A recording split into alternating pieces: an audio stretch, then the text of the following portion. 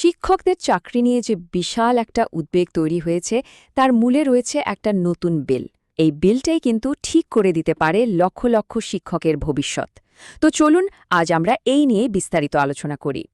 তো প্রশ্নটা হলো, লক্ষ লক্ষ শিক্ষকের চাকরি কি সত্যিই ঝুঁকির মুখে?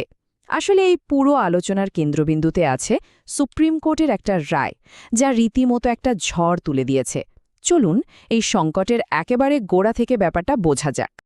তো কোনো সমাধানের কথা বলার আগে আমাদের প্রথমে বুঝতে হবে যে সমস্যাটা ঠিক কোথায় শুরু হলো, মানে এই সংকটটা তৈরি বা হলো কেন।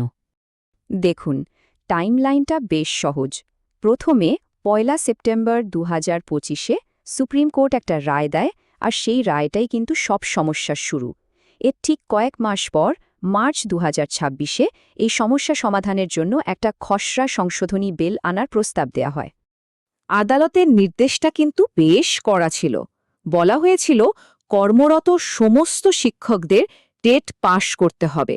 যাদের চাকরির মেয়াদ ৫ বছরের বেশি বাকি তাদের ২ বছরের মধ্যে পাশ করতে হবে, না পারলে বাধ্যতামূলক অবসর। আর যাদের ৫ বছরের কম বাকি তাদের ক্ষেত্রে ছাড় থাকলেও প্রমোশনের সব সুযোগ বন্ধ। বুঝতেই পারছেন এই রায়টা পশ্চিমবঙ্গ সহ গোটা দেশের শিক্ষকদের মধ্যে কি বিশাল একটা উদ্বেগের জন্ম দিয়েছিল। আচ্ছা, এই যে একটা সংকট তৈরি হলো, এর জবাবেই কিন্তু প্রস্তাব করা হয়েছে একটা নতুন সংশোধনী বিলের। তো চলুন এবার দেখে নেওয়া যাক এই বিলটা কিভাবে শিক্ষকদের জন্য একটা স্বস্তির খবর হয়ে উঠতে পারে। এই প্রস্তাবিত সমাধানটার আনুষ্ঠানিক নাম হল শিক্ষা অধিকার সংশোধনী আইন ২০২৬। এর মূল উদ্দেশ্যটাই হল যে শিক্ষকরা আইনের ফাঁসে পড়েছেন, মানে যারা আগে থেকেই চাকরি করছেন, তাদের আইনিভাবে সুরক্ষা দেওয়া, যাতে এই টেট পাশ করার ব্যাপারটা তাদের চাকরির ওপর কোনো প্রভাব ফেলতে না পারে। আর এটা কিন্তু শুধু মুখের কথা বা কোনো সাময়িক আশ্বাস নয়, ব্যাপারটা আরও অনেক বেশি পোক্ত। আইনের মধ্যে একেবারে একটা নতুন ধারা সেকশন 39A যোগ করার প্রস্তাব দেয়া হয়েছে। এর মানে হল এই ছাড়টাকে পাকাপাকিভাবে আইনি স্বীকৃতি দেয়া হচ্ছে।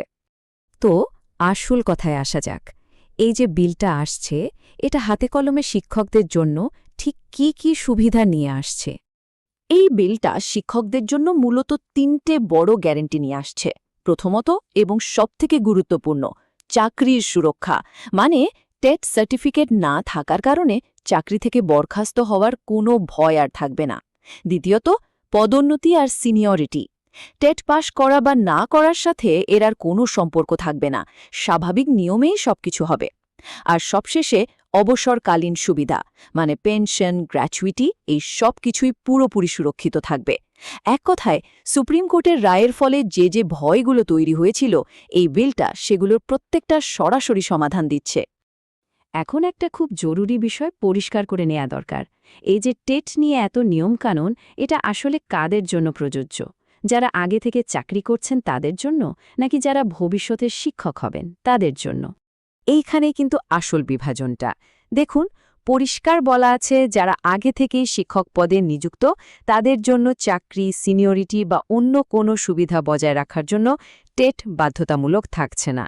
কিন্তু এই আইন পাশ হওয়ার পর থেকে ভবিষ্যতে যারা শিক্ষক হিসেবে নিযুক্ত হবেন তাদের সবার জন্য টেট পাশ করাটা একেবারে বাধ্যতামূলক হয়ে যাবে।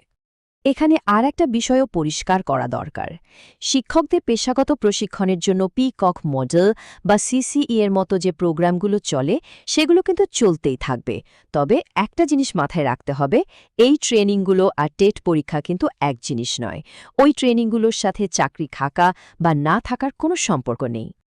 তো সব মিলিয়ে এখন পরিস্থিতিটা কোথায় দাঁড়িয়ে, আর এর ভবিষ্যৎই বা কী? চলুন একদম শেষ পর্যায়ে এসে লেটেস্ট আপডেটটা জেনে নেওয়া যাক। সংসদের খসড়া বিলের একটা লাইনে আসলে পুরো বিষয়টা পরিষ্কার করে দেয়। সেখানে বলা হয়েছে টিটি যোগ্যতা সংক্রান্ত নিয়ম শুধুমাত্র ভবিষ্যতের নিয়োগের ক্ষেত্রেই প্রযোজ্য হবে। এই একটা বাক্যই কিন্তু কর্মরত শিক্ষকদের জন্য সবথেকে বড় স্বস্তির কারণ। খবর অনুযায়ী আইনি প্রস্তুতি প্রায় শেষের মুখে, তাই মনে করা হচ্ছে সংসদে এই বিলটা পাশ হওয়াটা এখন শুধুমাত্র সময়ের অপেক্ষা। সবশেষে একটা প্রশ্ন থেকেই যায়, এই বিল যদি আইন হয়ে যায় তাহলে কি শিক্ষকদের বহু বছরের যে উদ্বেগ তার সত্যি সত্যি একটা স্থায়ী সমাধান হবে? তাদের পেশায় কি শেষ পর্যন্ত নিরাপত্তা ফিরে আসবে?